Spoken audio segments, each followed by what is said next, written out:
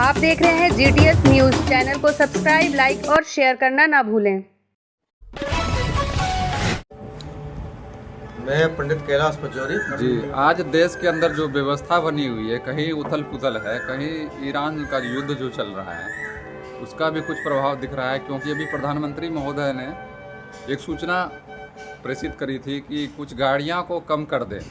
हर विभाग में देख रहे हैं गाड़ी निकल रही है, सेल्फी चल रही है, इसका कारण क्या है बताइए? देश में कोई संकट नहीं है तो ऐसा पालन करने के निर्देश क्यों है? सर, इनका कोई मोनोपोली हो सकती है जी। जब ये लोग दूसरों पे इसको कर रहे हैं, पब्लिक पे ये थोप रहे हैं कि भाई आप लोग गाड़ी कम कीजिए, पेट्रोल यूज कम कीजिए, खपत कम करो, भाई पैदल यात्रा करो, साइकिल से यात्रा करो। और इन लोगों के काफिले बड़े बड़े नेताओं के साथ साथ चल रहे हैं, तो दोहरा रवैया क्यों अपना रहे हैं भाई? दूसरों को आप निर्देश दे रहे हो, भाषण दे रहे हो, सीख दे रहे हो और खुद आप अमल में नहीं ला रहे हो। अब ऐसा तो कहीं नहीं कि ये जो सेल्फी तक ही निर्धारित रह जाएगी और असली तौर पे देखें तो गाड़ियां तो चली रही हैं। गाड़ियां चली रही हैं, इन्होंने केवल सेल्फी लेकर के दिखा शो करते हैं कि हम लोग भी गाड़ियों का बहिष्कार कर रहे हैं, गाड़ियों को कम कर रहे हैं, लेकिन ऐसा हकीकत में है नहीं। ये लोग जैसा कहते हैं वैसा है नहीं, केवल दिखाने के लिए होता है, पब्लिक के लिए।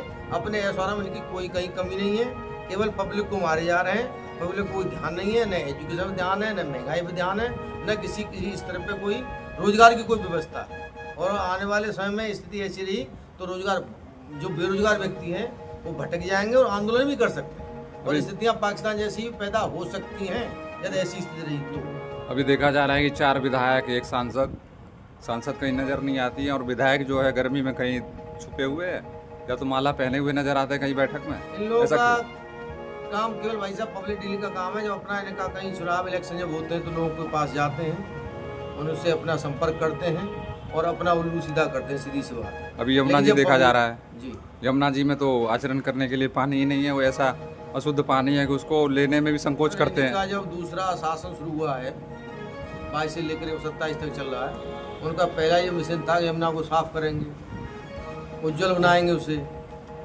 शीतल बनाएंगे, उसे अच्छे से यमुना मैया को साफ करेंगे और गंगा देवी लाएंगे। लेकिन ऐसा कुछ नहीं हुआ, केवल इनका ट्रस्ट बना, इन्होंने एक गठन किया, उसे IAS को उनको लगाया, भाई इसकी देखरेख करेंगे।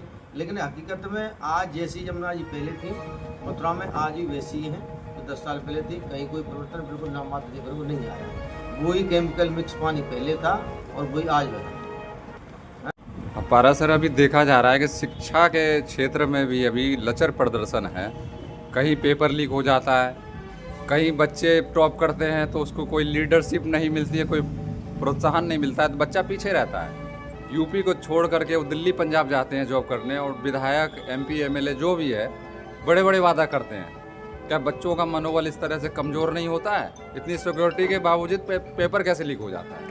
हमारे देश की विडम्बना ही यही है कि हमारे यूथ को, हमारे स्टूडेंट को ना तो शिक्षा अच्छी तरह प्रोवाइड की जा रही है और ना ही उनकी रोजगार के बारे में हमारी कोई सी भी पार्टी आ जाए, कोई सा भी हमारे यहाँ CM बन जाए, PM बन जाए, मगर राजनीति के मुद्दे को, मतलब स्टूडेंट का मुद्दा कोई लेता ही नहीं है, उनको गुमराह करते हैं स्टूडेंट के। जी। अब मिडिल क्लास में क्या है कि बच्चा नीट का फॉर्म भरता है। अब देखिए आज ही आपने न्यूज़ सुनी है कि नीट का जो एग्ज़ाम, जो पेपर है वो लीक हो गया।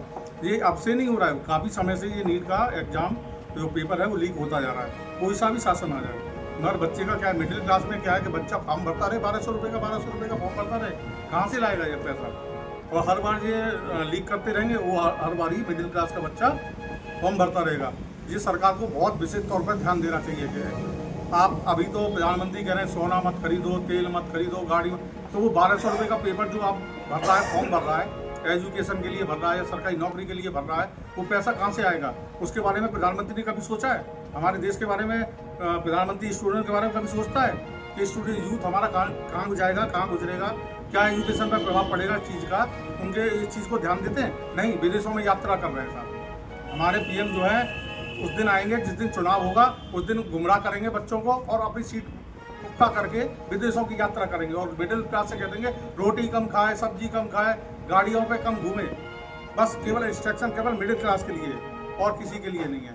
अब ये सेल्फी पॉइंट चल रहा है इस समय कि 2 टेम्पू में बैठ के जा रहे हैं, VIP गाड़ी पीछे चल रही है, ऐसा क्यों करा जा रहा है? सबको जाहिर है कि बसों में भी जा रहे हैं साहब और टम्पुओं में भी यात्रा हो रही है। इनके पीछे 22 गाड़ियाँ, 23 गाड़ियाँ, 25 गाड़ियाँ जा रही हैं और सेल्फी केवल बसों में ली जा रही है या ऑटो में ली जा रही है कि सेल्फी दिखा रहे हैं कि हम बस में यात्रा कर रहे हैं। ये तो इनका एक तरह से यह चुनावी मुद्दा बनना है इनका, केवल भ्रमित करने के लिए कि हम बसों में यात्रा कर रहे हैं तो आप भी बस में यात्रा करिए। मगर गाड़ियाँ देखी हैं कि पीछे गाड़ियाँ चल रही हैं इनकी।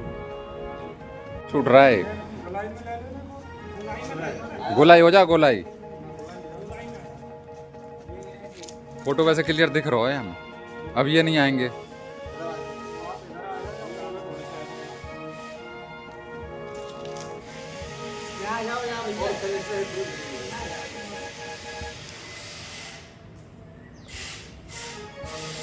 तेल को अब इन्होंने लॉस बाहर निकालने के लिए लॉस क्यों खाया था?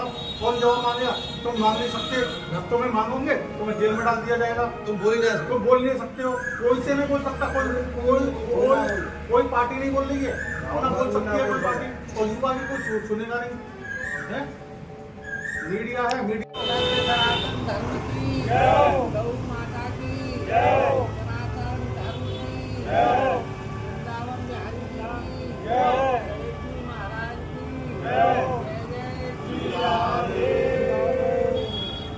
मिशन से पेपर लीक हुआ है, क्योंकि ये तो गया काम से 2 करोड़ रुपए।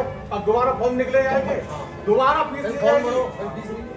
मिडिल क्लास का अगर हाई क्लास कास्ट को बोल दो कि भैया झाड़ू लगा ले या भैया तेल लगा ले, अगर हाई कास्ट में है तो कोई नहीं लगाता है। इसलिए भूखा मर रहा है। भूखे मरने की भाई साहब तुम नहीं कर सकते, मर रहे हैं भाई साहब। तो जो नहीं देख रहा है इसको, अरे भाड़ों यार बच्चे में पालो, वो बेचारा कर लो। गुरुजी और हमारी यूथ है ना, अब मैं बताता हूँ खुल के बोल, हमारी यूथ को भटका रखा है। गौ माता की जय, सत्य सनातन धर्म की जय, राधा रानी की जय, यमुना मैया की जय, जय जय श्री राधे।